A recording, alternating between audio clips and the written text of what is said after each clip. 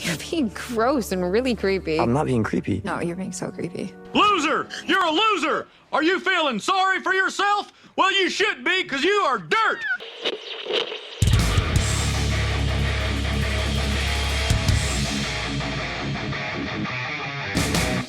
Welcome back to Two Gaming Dudes. Willow, the final episode, Children of the Wyrm, and really just a series wrap-up. Thank God. Go ahead and click subscribe. Do it right now, please, because you're not going to want to get to the end of this episode.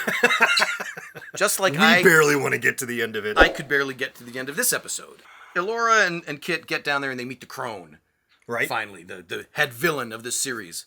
And then you find out, well, she's not really the head villain. She's the emissary of the head villain, who is the Wyrm. Right. Who is a giant worm. Somehow Palpatine returned. I guess. And then she invites him, come walk into this lava flow and see. And they walk in. And if you accept the Wyrm, you can live in this world that you create that is all your fantasies are real. You can make the world as you want it. Okay. Like the Nexus in Star Trek Generations. Oh, so it is stolen from something else. But then the other heroes come down and they meet the Crone and they get in there and they convince her, no, don't do it, because it's not real. Okay. She's like, okay. and then Elora and the Crone have to have a CGI laser fight. Which is right out of Marvel. And this is where it gets as Marvel as it possibly can. Because first you have their laser fight with cool laser special effects going back and forth between them. Are they cool? No. Or is it the same shit we've seen 1,000 times from ILM before? 1,000 times. And then we turn it into a big CGI battle with the moment I hate more than life itself. I hate it more than anything. Kit gets an Ironman suit.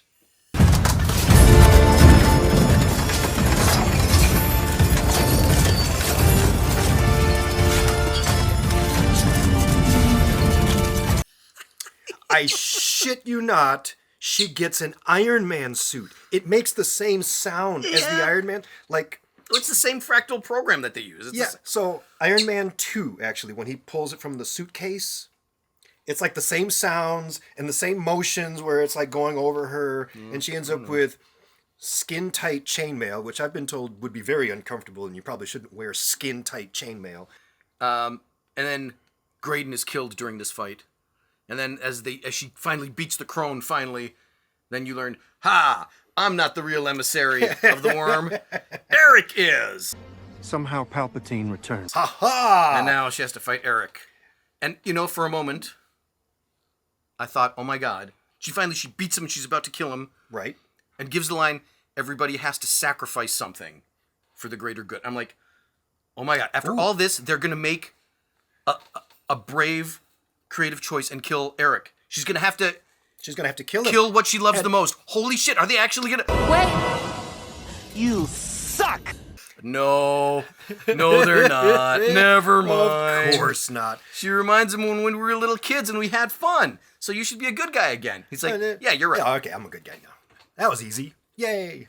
The end. And then Holy shit. afterwards, Graydon turns out he's not really dead.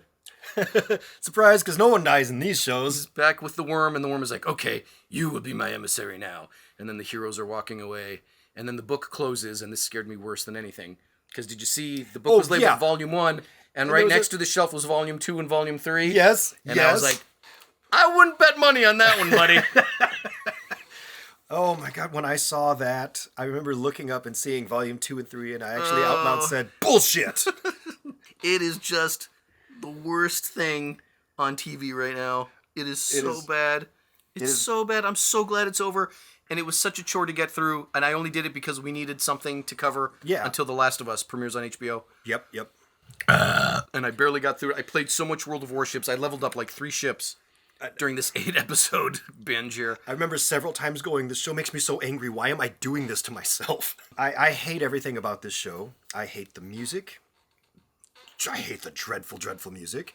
I hate the direction. I hate the dialogue, all the modern dialogue. That stuff sucks. You didn't like that as they're walking into the sunset, the theme song for Weird Al's UHF is playing? When all of a sudden right up from the ground there, Willie came a bubbling cruise. do one redeeming thing. The music starts playing. I'm watching it with the 14-year-old, and he looks at me, and I look at him, and he gives me this weird look, and I go, money for nothing and your chicks for free. We gotta move these microwave ovens. Yeah.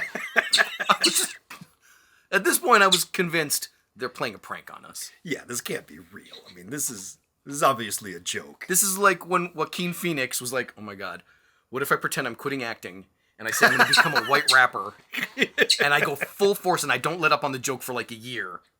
Which was one of the greatest pranks in Hollywood, by the way, because he was doing talk shows and kept it up and wouldn't do movie. That is fantastic. For a year, he was going to be this white rapper and he put out these crappy songs and everybody was like, at the beginning, like, this is a prank. And like 8 months into it, they're like, no, he's still at it. He's going to be a white rapper. This is going to happen. Oh my God. And then after 1 year, haha, just kidding. It's great. That's what I think this is. Yeah. Yeah, I kind of expect someone, maybe Ron Howard, will come jumping out of nowhere and going, ha ha ha, I'm just kidding. Here's the real show. Because it can't possibly be this. This is so bad. I have no doubt that when they finally yelled, cut, that's a wrap, Warwick Davis, in his tiny little body but full-size human hands, went, oh, thank goodness. I sincerely thought something good would happen in episode 8. And when she realized Arik is the emissary of the Wyrm, she's going to have to kill him. The thing that Because that would have actually played back to the moment where, whatever her name is, Ginger Plank of Wood. Yeah. Yeah, when she had to kill that dude. Right. And I was like, oh, you're going to replay that moment, but now Kit is the one that has to She make had to the sacrifice what she loved. She had to kill her father figure. It'd even be great if you could have, I don't even know what the hell her name is. Her approach her and say, and go, I know what you're feeling. Yeah. You have to. I know I have to. I just don't know if I have the strength to do it. Something like that. Something, I don't know, whatever bullshit line. But you could have delivered that, and that would have been a really good moment. And then fade to black. And everybody be like, holy shit. Well, it took him a long time to get there, but at least her character went like this. No. Her, like every other character, solid, Flat straight line. the whole time. Yep. Character arc. Awful. What's that? Nope, not at all. Even Arik didn't have a character arc. He's the same guy at the end as he was in the beginning. Hey, bitch, where you at? What the fuck are you doing? Who's writing this dialogue? I mean, somebody had to be like, dude, we shouldn't let him ad-lib like that. Oh, no, that's in the script. I wrote it like that. Oh. Well, then forget what I said. All right, then. But I can't believe I'm going to say this. I wonder if there's a behind the scenes or like a making of. I'm sincerely intrigued. Like, what the fuck were you thinking when you wrote it like that? Why did you think this was a direction to take this? You have an established storyline, and rather than continue it, you're like, just scramble it all up. Who gives a shit? Yeah. Why did you think that was a good idea? I want to know what the creators thought. Yeah. And I want to know who was it that stepped up and said, I saw the original Willow, and I didn't really like it, and I think I can do better. So Right. We're just going to forget all that shit ever happened. I don't get it. I don't understand. And then someone said, well, you have to have Warwick Davis in it. Why? Because he's Willow. Ugh. Fine. I guess. Who's he? You know, the midget sorcerer? Is he still alive? I don't know. I think he lives in, like, Japan or something. I don't know. Isn't he, like, Spanish or something? I don't know. Doesn't matter. All right, fine. I guess we'll call him in. Fucking Hollywood millennials that don't know shit about shit, but they think they do. Yeah. And they're going to instruct you because we know better than you. That movie from 1986, that was garbage. They didn't know anything back then. Let's show them how it's really done. Those And we're going to characters, send a message, too. because Mad Mardigan, toxic masculinity. Let me just tell you. We're not going to have characters like that in this show. Right. Hell no. You started to. Here's Borman, but he's also gay, so he wants to fuck the other Indian guy. So it balances out. It's okay. It's fine. If either of you two want to make out right now, real quick, I'd be up for it. I guess he's the only redeeming thing in the show. He kind of is. Even though it was predictable and cliche, and we've seen it a million times. Yeah, the guy but played it well, and it was entertaining enough to be like, just show me more of this guy.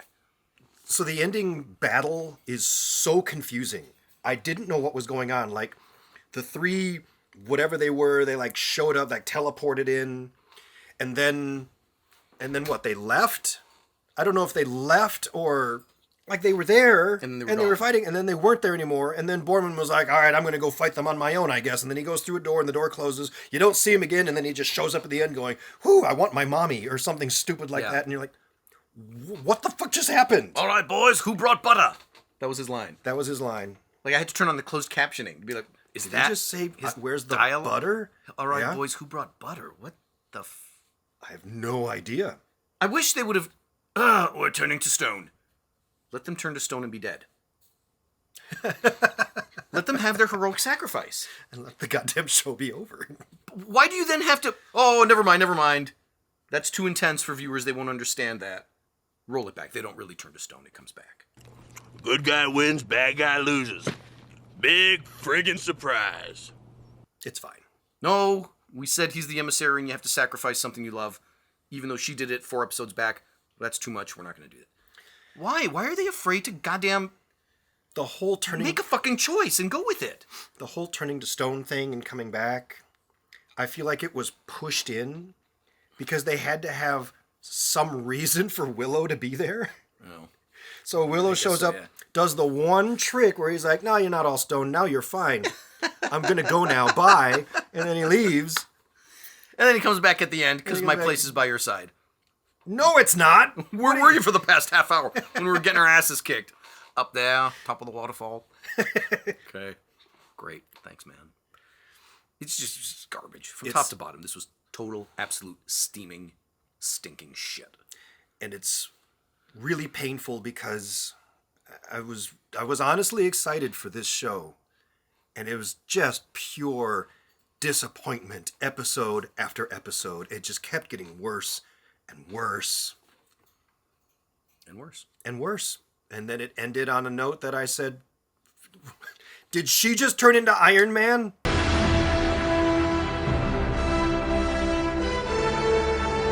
Fuck this show. And she doesn't even know how to turn it off.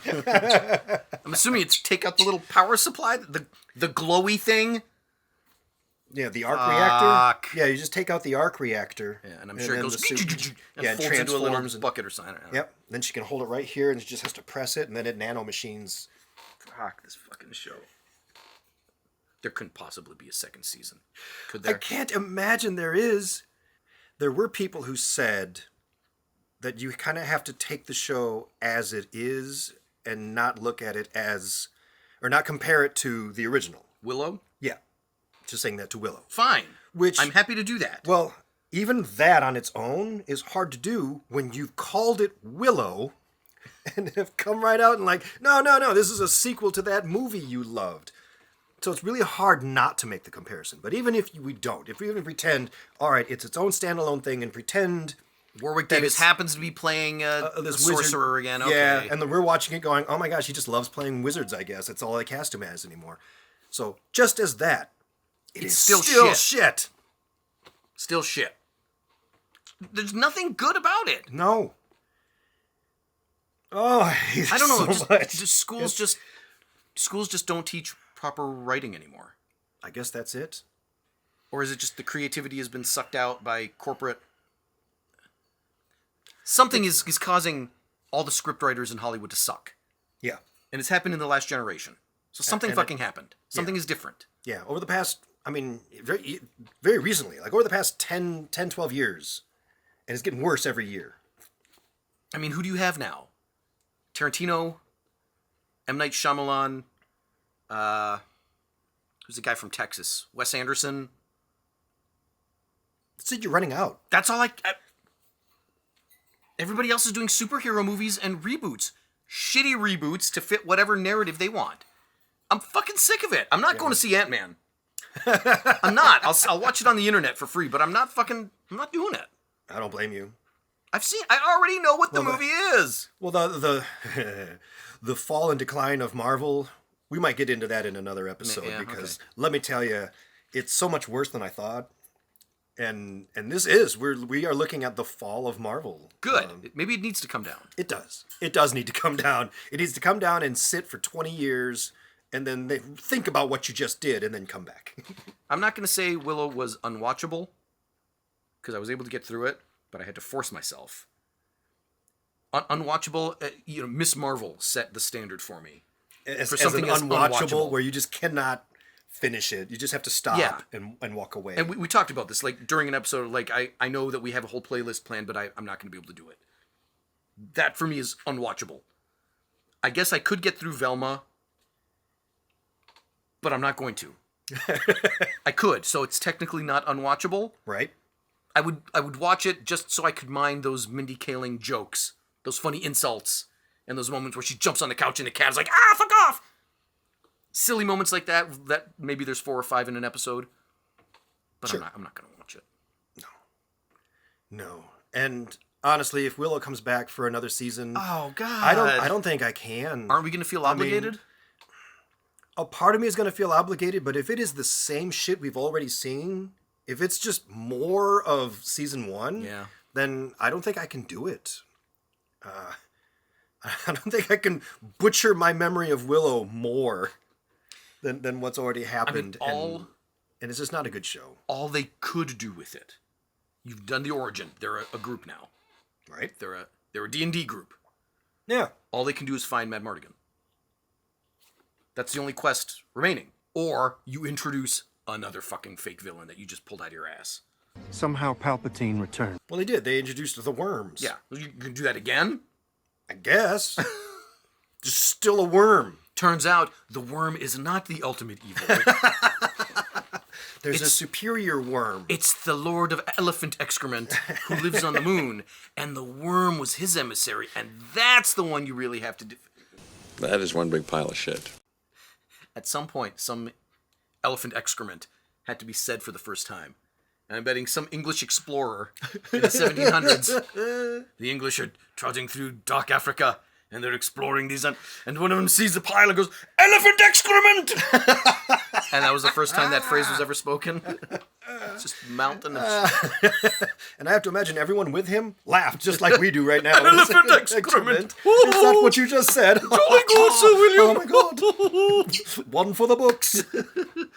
I haven't laughed this hard since last month when Sir Arik put down a whoopie cushion. We laughed. This is such a fucking diversion. This is a digression because the show sucked so bad. Yes. I have nothing to say about it. I don't either. That's as far as I can go. But I do Shit. want to hear from you guys. So if this is a show that, are you a part of that 50-something% that actually liked it?